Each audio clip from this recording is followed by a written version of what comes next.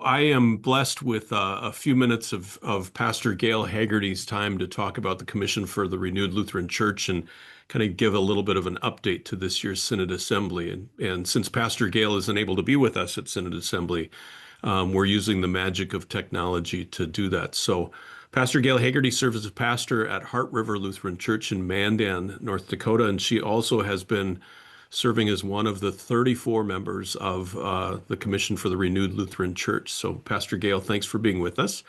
And tell us a little bit about you and a little bit about the Commission and how all this came about. Well, thank you. I was really flattered to be invited to participate in this process. The CRLC is a really diverse group of 34 people from around the country.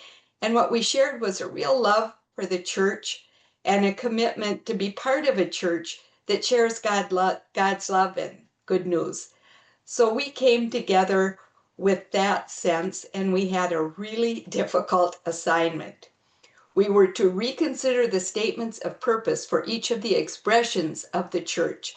That means looking at all of the constitutions for all of the expressions of the church and reviewing the statements of purpose. We were to reconsider the principles of the organizational structure of the church. We were to consider all matters pertaining thereto. Doesn't that sound like a lawyer? All matters pertaining thereto as it relates to governance. And we were to be particularly attentive to our shared commitment to dismantle racism. And for all of this work, we had less than 2 years. Did you guys meet like in person and then online or something? I mean, how did that work? Yeah, we had, I think, 6 in-person meetings and 6 really lengthy Zoom meetings over the course of it was about 19 or 20 months. And the whole charge came about because of what? How did it There was start? there was a resolution at the last churchwide assembly which set out this assignment.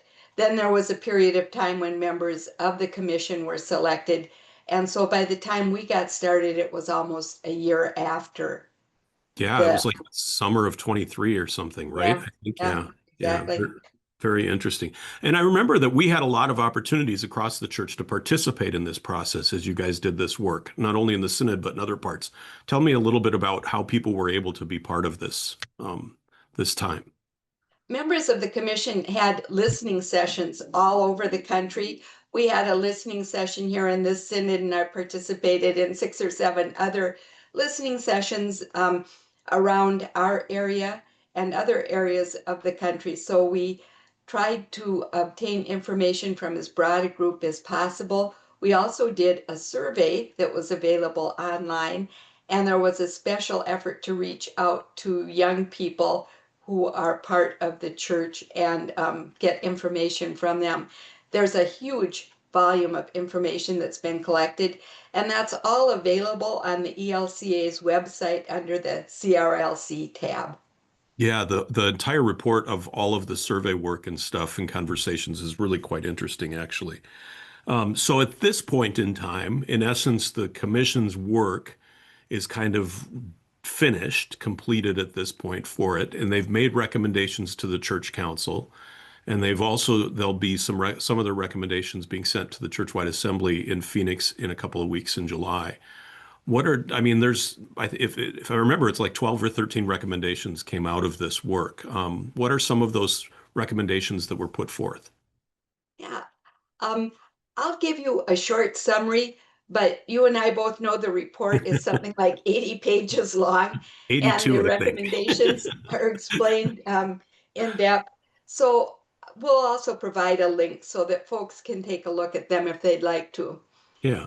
Um, the CRLC asked the Churchwide Council to take immediate steps to dismantle racism, and this would involve some changes to some governing documents, policies, and working toward improved accountability within the church. That's a huge recommendation, and that will always be an ongoing task, I think. I really appreciated this. Sorry, I didn't mean to interrupt, but I really appreciate this in the definitions piece that they've added as a potential for a continuing resolution, both at a churchwide level, but also at a congregational and synod level, because we don't have clear understand what does accessibility of our buildings mean. And this gives us some framework to look at and to be able to study together. So yeah, I appreciated that. I thought the work done on that was excellent. We also have a call for a task force to continue the work of defining the purposes of the expressions of the church. Frankly, we just were not able to do a good job of that and complete it within the time and with the resources that we had. So we Yeah, think there needs to be ongoing work. Much of it is cleanup work with constitutional language, but part of it is focusing really on what is the purpose of a congregation, what is the purpose of a synod, and then what purpose do we have for the church and for the church-wide organization? It is a huge task, hmm and it deserves more attention than we were able to give it.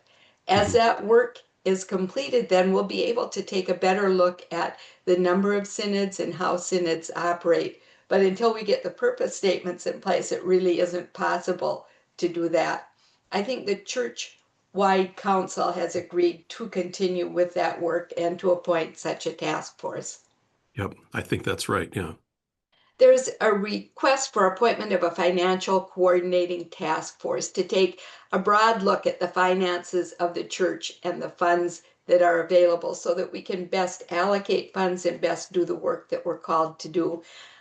This is a big overview of all church finances, and there are so many worthy things for us to use resources for. It's important to have a big view of what's Mhm. available and how it's being used. Mhm. We're asking for clarification of policies and resources to better describe and uplift the ministry of ministers of word and service, or deacons, because that varies from synod to synod, and Yeah. that has caused some frustration for people who are serving the church in those roles. Um, I think that will be continuing work. I don't think that that's an instant fix or anything we'll be able to resolve quickly. But again, it's something we need to work on as we go forward as a church. We've also recommended changes to church governing documents, including some new DEIA language and recognition of historically underrepresented groups. And that's a new definition and a new way to describe who we want to welcome into the church and into leadership roles. We've suggested clarifying language concerning the church's relationship with other organizations.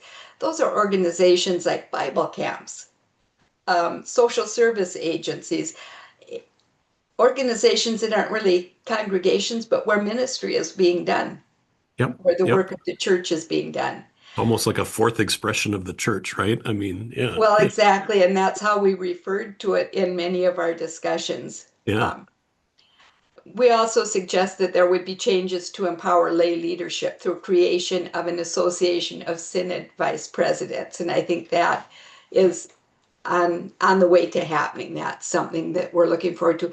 And the real purpose of that is to empower laity, hmm to hmm make their role more clear as we go forward as church together. Yeah, So absolutely. those are Absolutely. some of the highlights of the recommendations. And it's, yeah, I think it's 82 pages, if I remember right. I've had the opportunity to read it a couple of times, the whole document. So what happens next? I mean, what happens to all of these recommendations? Who makes decisions on them? What do we do? Aside from the big task force that we're going to continue to talk about this because it was too big of a lift in a lot of ways to really narrow down purposes and things like that. Yeah. Exactly. Um, well, some of the recommendations have been adopted or are under consideration by the Churchwide Council. Yeah. Some will be considered at the Churchwide Assembly in July. Some are dependent on future work of the task forces that are going to be created. There's a document available with all of the others that kind of outlines where the different recommendations are and where they're going. And so that will also be available on the website. hmm And I think the website is really valuable because it kind of gives a timeline layout of the work that you all have done and just how big of a job this was and how blessed we are with the outcome so far, and we'll see where it goes next, what the Spirit does with it next. Anything else you'd like to add on your time on this particular commission, Pastor? No, I just really want to thank the Synod for allowing me to do this work in my congregation. It has been life-giving work, and I hope the church will be better for the work that's been done, and just through consideration of the recommendations. Yeah, and on behalf of not only the Western North Dakota Synod, but the church at large, thank you, thank you, thank you. The 34 folks that were put together in this is absolutely the work of the Spirit, and it was amazing to watch it all unfold over the last couple of years. So thank you for that energy and time and love for the church. Yeah. Thank you.